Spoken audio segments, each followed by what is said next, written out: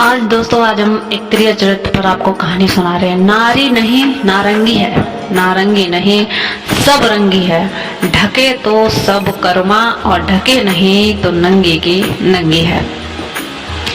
कहानी है त्रिया चरित्र की, जो मनुष्य को इस कहानी को पूरा सुनता है और कभी भी अपने जीवन में धोखा नहीं खाता है। इस कहानी को सुनकर आप अपने चरित्र में कई बदलाव ला सकते हो। बहुत समय पहले की बात है, किसी राज्य में एक राजा रहा करता था। एक राजा धर्मात्मा राजा था। उसकी राज्य की चर्चाएं बहुत दूर दूर तक फैली हुई थी। तो उस राजा का एक पुत्र था जिसकी उम्र 12 या 13 वर्ष की थी। वह राजकुमार बड़ा ही सुंदर था। राजा उसकी शादी कर देता था। जब राजा ने उसकी शादी की तो राजकुमार उस वक्त मात्र और मात्र 14 वर्ष का था। राजा बूढ़ा हो चुका था। एक दिन राजा ने सोचा कि अपने राजकुमार को अब राजा बना दिया जाए। राजकुमार ने कई शादियां की थी। पहले से राजाओं में यही नियम था कि राजा जितनी चाहे उतनी शादियां कर लेता था। तो ऐसे ही उसने भी बहुत सारी शादियां कर रखी थी उस राजकुमार ने। तो फिर राजकुमार का क्या हुआ, एक नहीं बल्कि राजकुमार की 7 शादी हो चुकी थी। वह राजकुमार जो कि राजा बना था अपनी पढ़ाई लिखाई फिर भी कर रहा था। वह रोज गुरुकुल पढ़ने के लिए जाया करता था और एक दिन की बात है, वह राजकुमार पढ़ने के लिए विद्यालय जा रहा था। रास्ते में उसे एक पनिहारिन मिली जो पानी भरती, बहुत सुंदर थी। उस पनिहार ने राजकुमार से पूछा कि राजा आप रोज कहाँ जाते हैं। राजकुमार कहता है कि मैं रोज पढ़ने के लिए जाता हूँ, विद्या ग्रहण कर रहा हूँ, गुरु के पास जाता हूँ। लेकिन यह बताइए, यह तो अच्छी बात है कि आपने त्रिया चरित्र पर कभी पढ़ा है। राजकुमार कहता है कि नहीं, मैंने यह तो कभी नहीं पढ़ा। फिर पनिहारिन कहती है कि आप त्रिया चरित्र पर अवश्य पढ़ो। राजकुमार कहता है कि वह त्रिया चरित्र क्या होता है। पनिहारिन ने कहा कि आप यह बात अपने गुरु से जाकर पूछना और त्रिया चरित्र को अवश्य पढ़ना। राजकुमार पूछता है कि मैं आज ही जाऊंगा और अपने गुरु से जाकर जरूर पूछ लूंगा, आपने मुझे त्रिया चरित्र क्यों नहीं पढ़ाया। इतनी बात कहने पर राजकुमार वहां से चल देता है। पनिहारिन की बात सुनकर वह राजकुमार गुस्से में था। उसकी आंखें लाल थी। अपने गुरु के पास जाकर प्रणाम करता है। गुरुजी ने पूछा कि आज क्या हुआ, तुम क्रोध में क्यों हो, तुम्हारी आंखें लाल क्यों है। तो राजकुमार ने क्रोध में जवाब दिया कि गुरुदेव, आपने मुझे त्रिया चरित्र क्यों नहीं पढ़ाया, आपने क्यों छुपाई त्रिया चरित्र के बारे में मुझसे, बताया क्यों नहीं। गुरु कहते हैं बेटा, तुम त्रिया चरित्र नहीं पढ़ पाओगे क्योंकि त्रिया चरित्र पढ़ना खतरे से खाली नहीं होता है। जब तुम त्रिया चरित्र पर होगे तो तुम्हें तुम्हारी जान भी जा सकती है। राजकुमार कहता है कि गुरुदेव आप इसकी चिंता मत करो, मैं अपनी रक्षा स्वयं कर सकता हूँ, आप केवल मुझे त्रिया चरित्र पढ़ाइए। गुरुदेव कहते हैं कि ठीक है, तुम जब हट कर रहे हो तो मैं तुम्हें अवश्य पढ़ाऊंगा। राजकुमार को 1 साल हो गया था। जब वह 1 वर्ष हो गया तो गुरु ने कहा कि बेटा अब तुम्हारी पढ़ाई पूरी हो चुकी है, अब तुम घर जा सकते हो और आराम से अपने राज्य को चला सकते हो, अब तुम्हें यहाँ आने की कोई आवश्यकता नहीं है। राजकुमार कहता है ठीक है। गुरुदेव राजकुमार जैसे ही जाने को होता है, गुरुदेव उसे रोक लेते हैं और कहते हैं बेटा, मैं तुम्हें एक ऐसा यंत्र देता हूँ कि जब तुम इसे अपने कानों में लगाओगे कोई भी तुम्हें पहचान नहीं पाएगा और तुम उसे पहचान लोगे। राजकुमार वह यंत्र अपने हाथों में ले लेता है और गुरु से कहता है कि तुम इस यंत्र को ले जाओ और रात के 12 बजे आज ही के रात में अपने महल में निकल करके जंगल की तरफ चले जाना और पूरब दिशा की ओर जाना। जब तुम पूरब दिशा की ओर जाओगे तो यह यंत्र अपने कानों में लगा लेना और यहीं पर खड़े हो जाना। राजकुमार कहता है कि ठीक है, ऐसा ही करूंगा। गुरुकुल से महल की ओर चल देता है। जब रात के 12 बजते हैं तो राजकुमार की 7 पत्नियां सो जाती हैं। तब आधी रात के समय वह राजकुमार अपने हाथों में यंत्र लेकर महल से जंगल की तरफ चल देता है। राजा जंगल में पूरब दिशा की ओर जाता है और वहां जाकर अपने कानों में वही यंत्र लगा लेता है और वहीं पर खड़ा हो जाता है। उसने क्या देखा कि पनिहारन जो थी वो उसे रास्ते में मिली। वही पनिहारिन एक थाली में खाना लेकर जंगल को जा रही थी। वहां थोड़ी से ही दूर पर एक संत अपनी कुटिया में रहते थे। वह पनिहारन संत के पास खाना लेकर जा रही थी। राजा ने देखा कि यह तो पनिहारन है जिसने मुझसे कहा था कि त्रिया चित्त की पढ़ाई करी है तुमने। नहीं पहचान पाएगी है क्योंकि राजा के कानों में यंत्र लगा हुआ था। ये यंत्र लगने की वजह से राजा किसी को भी पहचान सकता था, पर राजा को कोई नहीं पहचान सकता था। संत कुटिया की तरफ क्यों जा रहा था, इसका क्या कारण था? वह राजा भी उनके पीछे पीछे छुपता हुआ चला दिया। वह पनिहारन उस कुटिया में उस बाबा के वहां पहुंचती है। उस बाबा के पास जादू की पोटली थी और वह बाबा जादूगर था। राजा पीछे पीछे गया और वह छुप करके देख रहा था कि पनिहारन औरत को बाबा क्या करेंगे। बाबा ने पनिहारन से कहा, अरे पनिहारन, पहले मुझे यह बताओ कि आज जाने में आने में इतनी देर क्यों लगाई?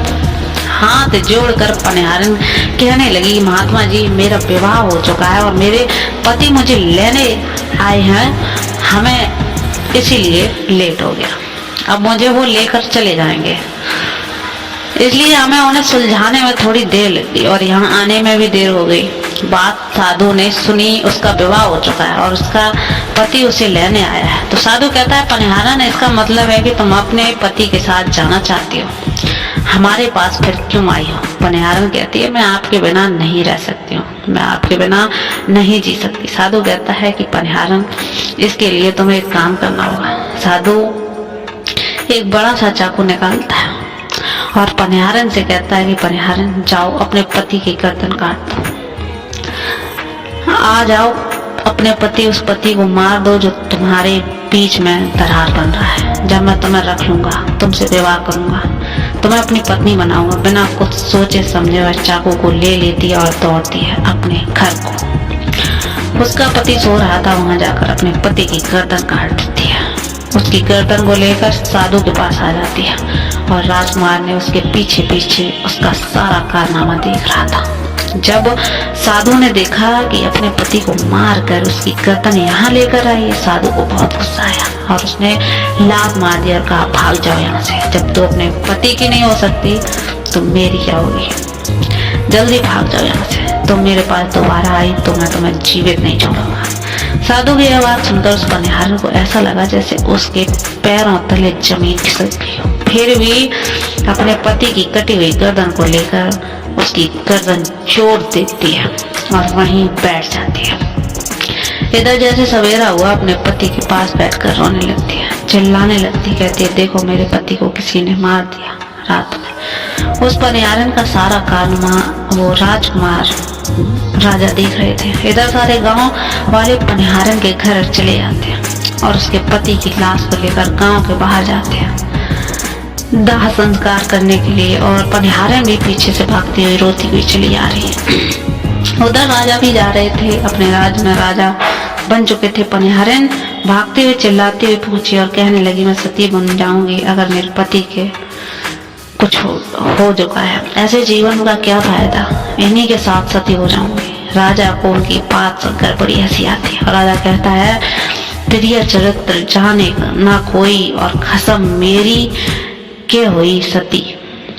राजकुमार की यह बात सुनकर कोई नहीं समझ पाया, लेकिन उस पनिहारन समझ जाती है। कहती है कि राजा साहब, आप हमारी यह बात कह रहे हैं, लेकिन चलिए कोई बात नहीं, मैं सती हो जाऊंगी। लेकिन पनिहार जाते जाते कहती है कि तुम्हें एक बात बताती हूँ। राजकुमार कहता है, क्या बताओगे? राजा साहब, जब चटाई पर बैठे तो उस चटाई को झाड़ कर बैठना। राजा कहता है कि यह पनिहारन क्या कह रही है, मैं तो राजा हूँ, मुझे चटाई पर बैठने की क्या आवश्यकता है? पनिहारन कहती है कि नहीं, जब भी तुम्हें कोई नौबत आए चटाई पर बैठने की, तुम चटाई को झाड़ कर बैठना। राजकुमार कहता है, चलो जब ठीक है, अगर मैं कभी चटाई पर बैठूंगा तो झाड़ कर बैठूंगा। और कहने के बाद वह अपने पति के साथ सती हो जाती है। राजकुमार उनका अंतिम संस्कार करवा कर अपने घर को आ जाता है। इसी तरीके से पूरा दिन व्यतीत हुआ। इधर उधर दूसरी बातें करते हुए गुरु के कहने के अनुसार वही यंत्र कान में लगाया और पूर्व दिशा की ओर उसी स्थान पर जाकर फिर खड़ा हो गया जहाँ पर पिछली रात खड़ा हुआ था। दूसरी रात को राजकुमार ने क्या देखा कि सातों पत्नियां भोजन को थाली अपने अपने हाथों में लेकर उसी साधु की कुटिया की तरफ जा रही है। जैसे ही राजा ने अपनी 7 पत्नियों को उस साधु की कुटिया की तरफ जाते हुए देखा, राजकुमार के पैरों तले जमीन खिसक गई। वह अपने मन में सोचने लगा कि क्या होगा। तभी उसने एक रानी राजकुमार को देख लेती है, लेकिन रानियों ने अपने पति राजकुमार को नहीं पहचान पाया, क्योंकि राजकुमार अपने कानों में यंत्र लगाए हुए था। यंत्र लगाने की वजह से राजा को कोई पहचान नहीं पाता था। रानी कहती है कि ये लड़के इतनी रात को यहाँ क्यों खड़ा है, हमारी थाली लेकर उस कुटिया तक पहुँचा दे। बिना कुछ सोचे समझे राजकुमार उसकी थाली अपने हाथों में ले ली और अपनी रानियों के साथ कुटिया तक जाने लगा। जब 7 रानियां राजकुमार उस साधु की कुटिया में पहुंचे तो राजकुमार कुछ भी नहीं बोल पा रहा था, क्योंकि राजकुमार देखना चाहता था कि हमारे प्यार में ऐसी क्या कमी रह गई जो हमारी 7 रानियां इस साधु के पास आई हैं। क्या है हमारी 7 रानी अभी यहाँ आ रही हैं? वह राजकुमार छुप कर सब जानना चाहता था। इधर 7 रानियां राजकुमार को देखकर साधु के पास पहुंची तो महात्मा राजकुमार को देखकर कहते हैं कि वह कौन है जो 7 रानियां कहती हैं कि महात्मा जी, यह बालक हमें रास्ते में मिला था, इसने हमारी सहायता की है, तो हम इसे अपने साथ ही लेकर आ गए। एक काम करो, इसे आज रात यहीं रहने दे, कल सुबह होते ही यह चला जाएगा। साधु उनकी बातों को मान लेता है। वह साधु अपने एक शिष्य को बुलाकर उनसे कहता है कि आज रात के लिए इस बालक की रुकने की व्यवस्था कर दी जाए। शिष्य राजकुमार को लेकर एक कमरे में जाता है और कमरे में एक चटाई बिछी हुई है। शिष्य कहता है कि देख भाई, आज तो इस चटाई पर सोना पड़ेगा, पर शिष्य राजकुमार को इतना कहकर वहां से चला जाता है। राजकुमार उस कमरे में अकेला पड़ जाता है। अपने मन में सोचता है आज तो नौबत आ गई चटाई पर सोने की। राजा कहता है चलिए कोई बात नहीं, आज की रात हम चटाई पर गुजार लेंगे। राजकुमार जैसे ही चटाई पर बैठने ही वाला था कि उस पनिहारन की बात याद आ गई। वह सोचने लगा कि पनिहारन ने मुझसे कहा था कि जब भी तुम्हें चटाई पर बैठने की नौबत आए तो तुम चटाई को झाड़ अवश्य लेना। तो आज पहले झाड़ ही लेते हैं, हो सकता है इतना कोई राज हो चटाई में। उसने देखा कि एक बहुत भयानक कुआं है। जब उस कुएं को देखा तो राजा के होश उड़ गए। राजा उस कुएं के अंदर झांक कर देखता है।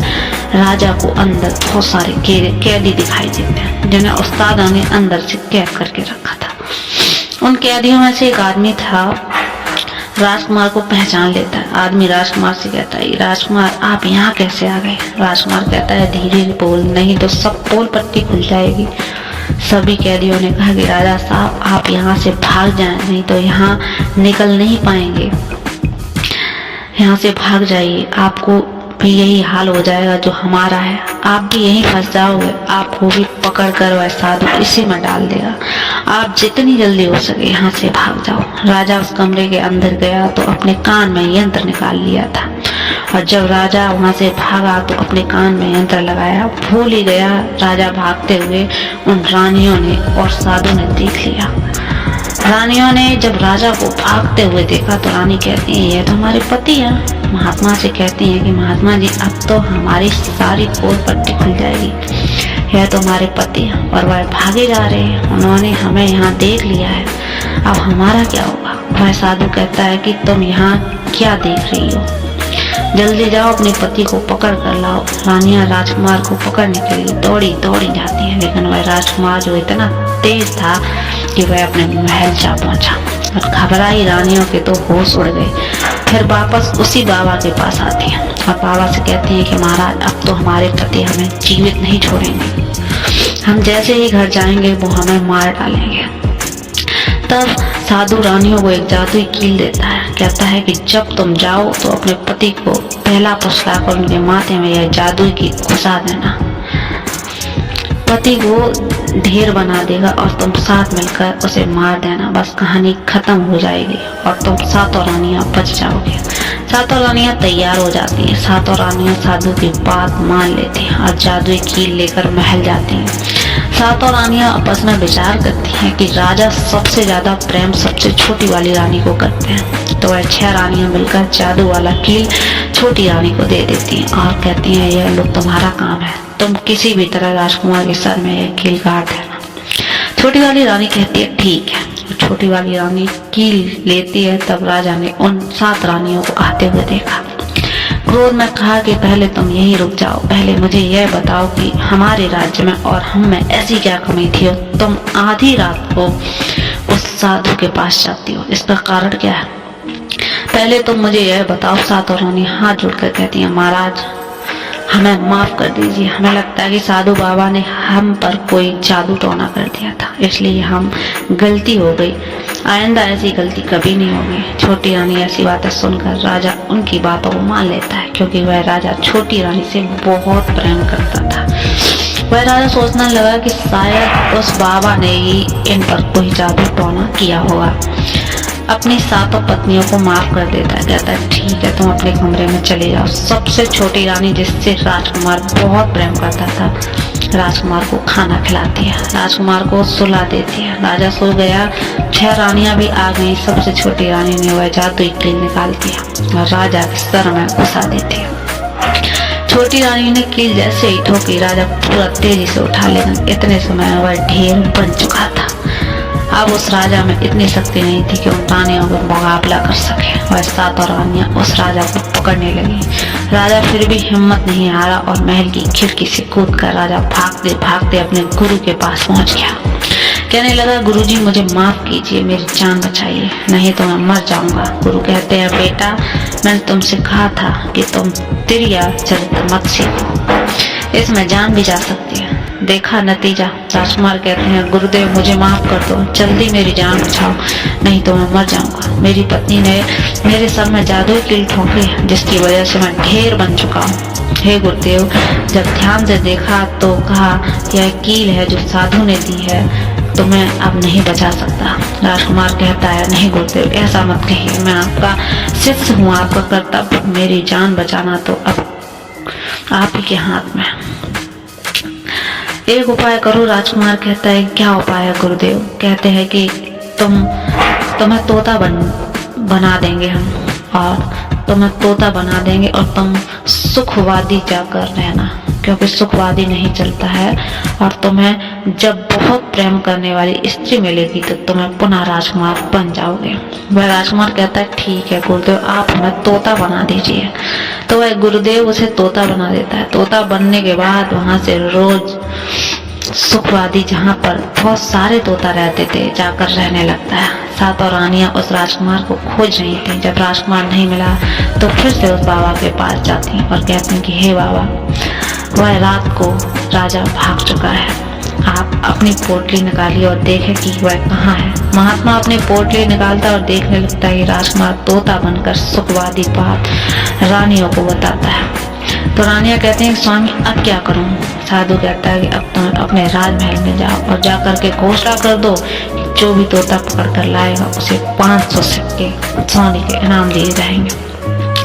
7 रानियां अपने महल पहुंचती हैं और वहां पर घोषणा कर देती हैं कि सभी बहेलिया से कह दो, जो भी तोता पकड़ कर लाएगा उसे चारों तरफ घूमने लगते हैं लोग। सोने भी तोता पकड़ने के लिए रानी के पास जाते और 5 सोने के सिक्के ले लेते थे और वह वहां से चले जाते थे। वह 7 रानियां उस तोते को मार देती थी। ऐसे ही धीरे धीरे बहुत समय निकल गया और राजकुमार जो तोता बनकर जहाँ गए थे वहाँ सारे तोता से बहुत अच्छी अच्छी बातें करता था, उन्हें बहुत ज्ञान की बातें करता था। तो सारे तोता को लगा कि यह तोता बहुत समझदार है, यह तोता बहुत अच्छी अच्छी बातें करता है, इसे हम अपने राजा के पास ले जाते हैं। तभी तोता मिलकर उसे राजा बना लेते हैं।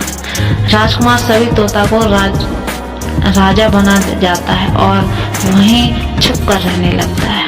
एक बहेलिया तोता पकड़ते पकड़ते सुखवादी पैर के पास पहुंच जाता है, जहाँ पर राजकुमार तोता बनकर छुप कर रहता है। अब उस बहेलिया ने सारे तोते को देखा और अपने मन में सोचा कि अगर हम इतने सारे तोते पकड़कर रानी के पास ले जाएंगे ना तो बहुत सारे सोने के सिक्के मिल जाएंगे। लेकिन वह बहेलिया सोचता है कि इतने सारे तोतों को पकड़ेंगे कैसे। तो जैसे ही सुबह हुई तो उस पैर के सारे तोते दाना पानी के लिए बाहर चले गए। बहेलिया चाकू से पेड़ काट कर, जिससे पेड़ पर सारे बैठते थे, गोंद निकाल रहा था। उसकी गोंद निकालते निकालते लोग उनके बारे में नहीं जानते थे। उन्हें बता दूं कि हाथ पैर पर प्राकृतिक गोंद निकलता है जिससे हम कुछ भी चिपका सकते हैं। दोस्तों, अब बहेलिया सोचता कि वह सारे तोते आएंगे, इस पर बैठेंगे, वह सभी इस पर चिपक जाएंगे और मैं आसानी से उन्हें पकड़ लूंगा। वह बैठा था, शाम हुई, तोते वापस आए और तोते जैसे ही पेड़ पर बैठे सभी के पैर उस गोंद में चिपक गए और गोंद के वजह से राजा उसने सारे तोते पकड़ लिए।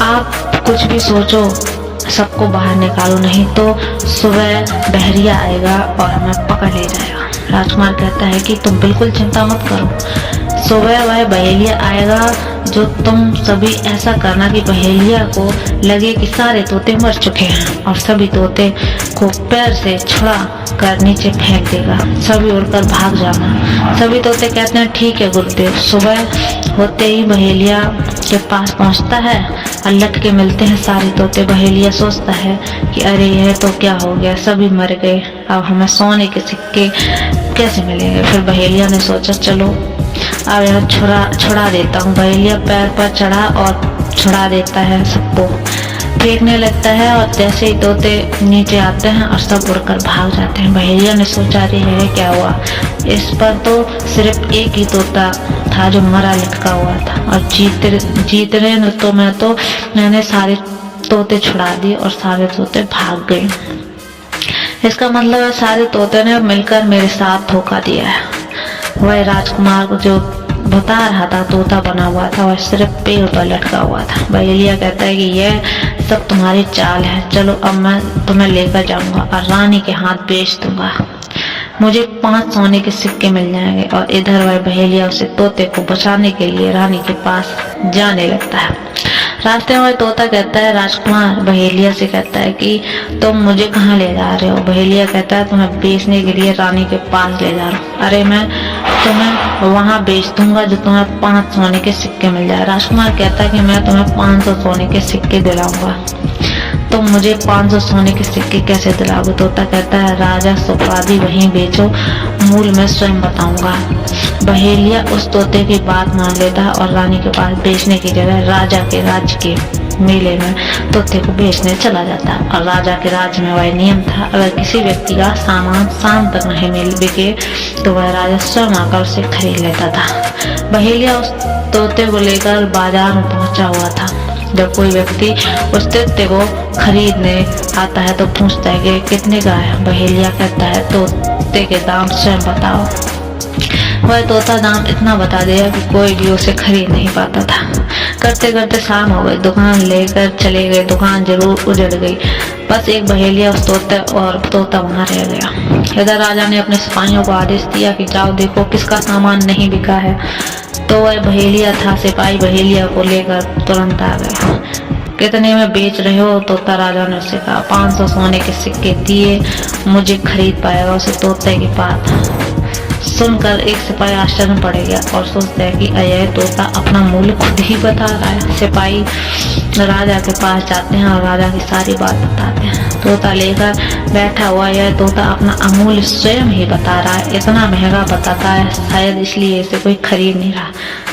राजा सिपाहियों से पूछता है कि अपना अमूल्य कितना बता रहा है। तो सिपाही कहते हैं 500 सोने के सिक्के। चलिए अब आपके राज्य की बदनामी होगी। राजा के बाजार में तोता नहीं बिका, इसलिए राजा अपने मंत्रियों के साथ पर रथ पर सवार होकर जाता है और उस तोते को खरीद लेता है। 50,000 सोने के सिक्के मांगता है और बहेलिया को पकड़ा देता है और तोता को लेकर अपने महल चला जाता है। तोता बहुत बुद्धिमान था क्योंकि वह राजा था। वह तोता राजा को बहुत अच्छी बातें बताने लगता है। जब राजा पर कोई खतरा आने वाला होता है तब वह बता देता है राजा साहब आप पर खतरा आएगा। इसी तरह होता रहता है। राजा एक ऐसा तोता लेकर आए जो कि बोलता है, अच्छी बातें करता है। रानियां राजा से कहती है यह तोता मेरे पास भिजवा दीजिए, हम भी उस तोते को देखना चाहेंगे, हम भी उस तोते से बात करेंगे। मंत्रियों ने कहकर रानियों के पास भिजवा दिया। उसी तोते से बातें करके बहुत खुश हो गए। वह रानी भी तोते बहुत प्रेम करने लगती है और कहती है वाह रे तोता, इसलिए तुझे राजा साहब ने 5,000 सोने के सिक्के देकर खरीदा है। राजा की एक पुत्री थी जो कि बड़ी सुंदर थी। अपनी पुत्री से कहते हैं कि आज से तुम्हें इसी तोते को ध्यान रखना होगा, कल से तुम्हें नहा धोकर। इस राजकुमारी ने उस तोते को बहुत प्रेम करने लगती है और राजकुमारी उस तोते को नहलाती है। राजकुमारी उसे नहलाकर तोता को सिर पर कील सा कुछ लगा हुआ था, राजकुमार उसको निकाल देती है। राजकुमारी जैसे ही कील निकालती है, वह तोता पहले वाला एक सुंदर सा राजकुमार बन जाता है। उसे देखकर राजकुमारी घबरा जाती है। राजकुमार कहता है कि तुम घबराओ मत, यह कील वापस मेरे सर में लगा दो और फिर से मैं तोता बन जाऊंगा। इसके बारे में तुम्हें रात्रि में बताऊंगा। तुरंत ही वह राजकुमारी वह कील राजकुमार के सर में लगा देती है और वह वापस से तोता बन जाता है। रात को राजकुमारी तोते को लेकर अपने कमरे में जाती है और उस पर कील निकाल देती है और वह तोता फिर से राजकुमार बन जाता है। वह राजकुमारी अपनी सारी दास्तान उस राजकुमार को बताया करती, कहता माफ करना, यह दास्तान किसी को बताना नहीं, मेरी जान चली जाएगी। राजकुमार इसके बारे में अपने माता पिता को भी नहीं बताती है। दिन भर वह तोता रहता है और रात को राजकुमार बन जाता है। वह राजकुमार बन जाता है और दोनों साथ में ही रहते हैं और धीरे धीरे समय निकलता गया। राजकुमारी को राजकुमार से प्रेम हो जाता है। राजकुमार की पत्नियां भी थीं पर सारे तोते मरवा देती हैं, लेकिन जो राजकुमार तोता बना हुआ था उसे नहीं मिलता है और उसी साधु के पास जाती हैं और कहती हैं कि महात्मा, हमारे पति तो अभी तक हमें मिले नहीं, अब मैं क्या करूं, कैसे मारे। वो साधु फिर भी वह अपनी पोटली खोलता है और देखता है राजकुमार अभी तक तोता के राजा के घर में रह रहा है। वह साधु रानिया से कहता है कि तुम एक काम करो कि तुम नृत्य कला सीख लो, हम सभी मिलकर उस राजा के यहाँ नृत्य करने जाएंगे और जब राजा प्रसन्न हो जाएगा और हमें कुछ मांगने को कहेगा तब हम उस तोते को ही मांग लेंगे। ऐसे धीरे धीरे समय बीतता गया। रानी अब साधु को लगा कि हम सफलता प्राप्त कर सकते हैं, तो उसने तोता राजा को मांगने के लिए साधु का वेश बदलकर उस रानी नृत्य कला स्त्री बनकर वहां पहुंच जाती हैं और राजा के दरबार में नृत्य करने लगते हैं। गाने बजाने के बाद जब सब कुछ हो जाता है तो तोता गाना पहुंची, तो तोता समझ गया कि वह साधु हमारी सातों रानियों को लेकर भेष बदल कर यहाँ पर आ गया है और वह मांग रहा है। राजकुमारी उस तोते को लेकर अपने कमरे में जाती है, तोते के सर से कील निकालती है और बोलती है राजकुमार बन जाता है। जब वह तोता तो राजकुमारी को बताता है कि कहता है कि देखो यह गाने वाले वही साधु है, यह गाने बजाने का राजा को खुश करेगा और बदले में मुझे मांगने के लिए आए हैं। सुनो राजकुमारी, अब राजा आदेश दे कि तोता को लेकर जाओ और तुम मुझे मत देना। अब राजा खुद ही मुझे लेने आए तभी मुझे मत देना, कहना कि तोता को नहीं दूंगी। जब राजा ने माने राजा तुम्हें जिद करें तो तुम मांगे, तब तुम गुस्से में आकर पिंजरों को फेंक देना, उसके बाद मैं अपने बचने का रास्ता स्वयं ढूंढ लेंगे। राजकुमारी कहती है ठीक है। वह गाना बजाना प्रसन्न होकर मांग लेती हैं, दिनों पहले ही खरीदे थे तोता, आप मुझे दे दो। मंत्री का आदेश होता है। राजकुमारी कहती है नहीं देंगे हम, जिद मत कीजिए। राजकुमारी कहती है तुम जाओ मेरे पिताजी को यहाँ भेज दो। मंत्री को सारी बात बताई। राजा स्वयं आता है और यह तोता दे दो मुझे, नृत्य कला वाले यह तोता मांग रहे हैं। राजकुमारी कहती है पिताजी यह तोता मैं नहीं दूंगी। क्रोध में जाकर कहने लगा कि बेटी ऐसी बातें कर रही है, इस देने का मैंने वादा किया था। राजकुमारी ने क्रोध में देखा, राजकुमारी ने भी अपने गुस्सा आया और राजकुमारी ने गुस्से में पिंजरे को फेंक दिया। पिंजरा जैसे ही जमीन पर गिरा वह टूट गया और तोता चावल का दाना बनकर साधु को यह बात पता चली। साधु भी तुरंत कबूतर बन जाता है और उस दाने को कबूतर झुकने लगता है। उसमें से जो एक दाना था वह उसी राजकुमार था, वैसे वह दाना कबूतर झुकने ही वाला था। राजकुमार बाज बन जाता है और एकदम से कबूतर पर झपटता है और उसे मार देता है। इस तरह से उस साधु की मृत्यु हो जाती है। राजा यह सब देखकर आश्चर्यचकित हो गए। उस कबूतर को मारकर फिर से तोता बन जाता है और राजकुमारी भी उस तोते से कील निकाल देती है और वह फिर से पहले से राजकुमार बन जाता है। वह राजकुमारी अपने पिता को सारी बात बताई। राजकुमारी कहती है देखिए राजा साहब, मैं एक राजा हूँ, मैं आपकी बेटी से प्रेम करता हूँ और मैं उससे शादी करना चाहता हूँ। राजा अपनी पुत्री से पूछता है कि बेटी क्या तुम इससे शादी करना चाहते हो। राजकुमारी कहती है कि पिताजी मैं इससे प्रेम करती हूँ। और फिर राजकुमार उस राजा की पुत्री से अपने महल ले जाता है और 7 पत्नियों थी उनको भी पकड़कर बंदी गृह में डाल देता है और राजकुमार खुशी खुशी उस राजकुमारी के साथ रहने लगता है।